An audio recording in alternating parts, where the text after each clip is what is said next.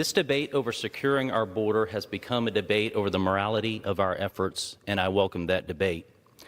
But if we're to debate this issue of border security on the basis of morality, it's fair for us not only to ask how this issue affects our own nation, but to look across our border and see how our national policy affects those beyond our borders. For those of us who live near our southern border, we understand all too well the effects of the criminal cartels who profit from abusing our nation's generous immigration laws.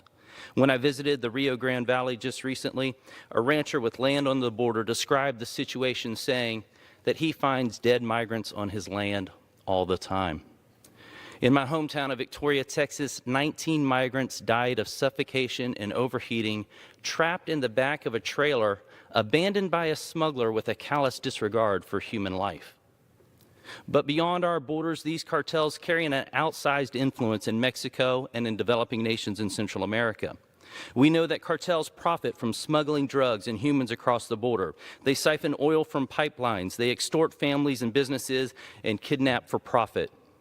The barbarianism of these criminal cartels has led to 150,000 homicides in Mexico alone since 2006. They've worked their corrupting influence into the halls of government and law enforcement, hindering the people of these nations from developing and realizing the blessings of liberty for themselves. Our federal government's unwillingness to control our border allows cartels to amass profits of tens of billions of dollars each year, smuggling drugs and humans into our country, with a devastating toll on the most vulnerable in our nation. Our lack of border security allows these criminal cartels to wield their corrupting influence in a way that makes positive change so difficult in these countries.